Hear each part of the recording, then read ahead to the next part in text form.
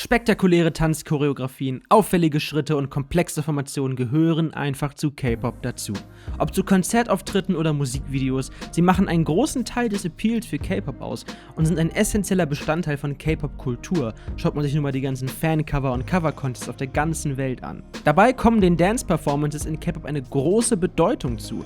Nicht nur im Hinblick darauf, dass sie künstlerisch beeindruckend sind und auf Bühnen oder Bildschirmen ein visuelles Spektakel bieten, das einfach fucking unterhält.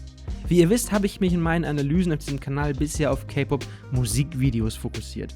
Und deswegen möchte ich heute mit euch einen Blick darauf werfen, welche Rolle K-Pop-Tanzperformances in eben diesen Musikvideos spielen. Und zwar insbesondere, welche erzählerische Funktion sie darin einnehmen. Ja, ihr habt richtig gehört, oftmals kann über die Inszenierung einer Choreografie richtig was erzählt werden in K-Pop-Musikvideos. Und was ich damit genau meine, schauen wir uns heute anhand von ein paar Beispielen mal genauer an. Der Aufbau von K-Pop-Musikvideos. Zunächst müssen wir ganz kurz über den Aufbau von K-Pop-Musikvideos sprechen. Diese vereinen nämlich oftmals viele verschiedene Aspekte. Eine Performance, die die Idols singend, rappend, aber insbesondere tanzend zeigt, Mood-Aufnahmen von Details, die eine bestimmte Ästhetik im Video erzeugen oder dem Schnittrhythmus dienen sollen, oder die Idols in Modeling-Posen zeigen und teilweise auch narrative Szenen, je nach Musikvideo, die auf dem Inhalt der Lyrics des Songs aufbauen und diesen teilweise auch weitererzählen. Natürlich hat nicht jedes K-Pop-Musikvideo diese narrative Dimension und man kann K-Pop-Musikvideos auch nicht ganz so einfach generalisieren. Aber so gut wie fast jedes K-Pop-Musikvideo beinhaltet eine Art Performance und meist eben auch eine Tanzperformance, die auf die eine oder andere Art und Weise in Szene gesetzt wird.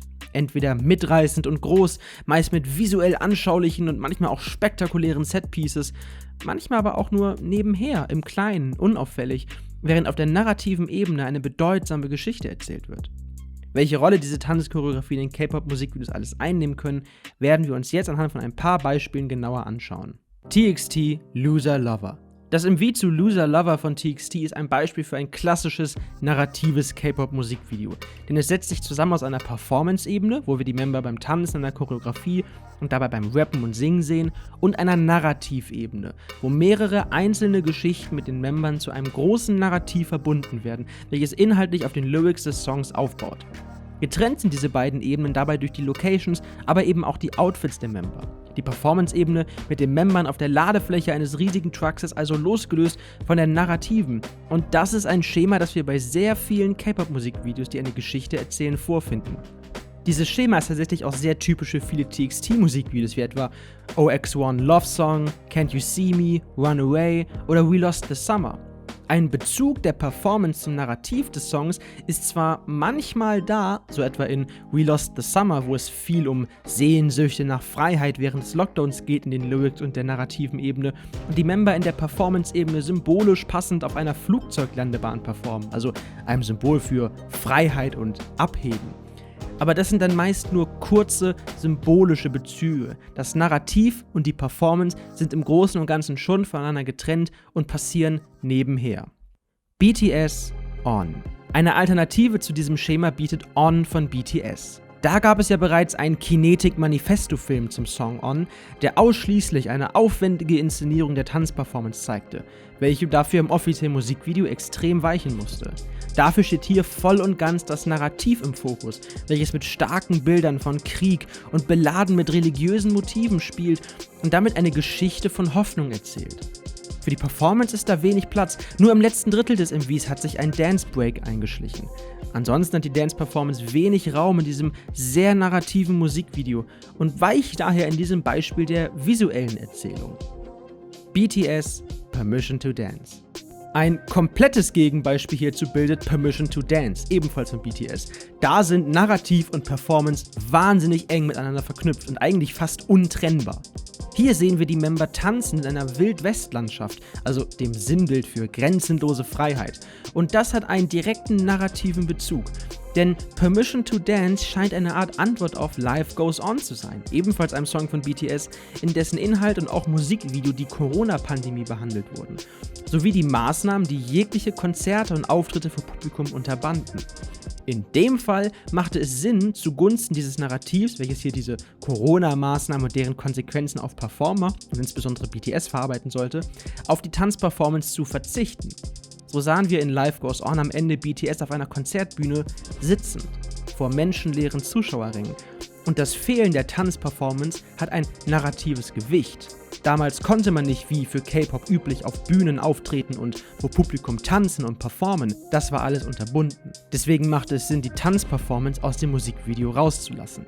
In Permission to Dance hingegen wird die Corona-Pandemie verabschiedet. Masken werden freudig abgenommen und das Tanzen also wieder willkommen geheißen. Das sagt ja auch schon der Titel oder der Chorus. We don't need permission to dance. Wir brauchen keine Erlaubnis, um zu tanzen.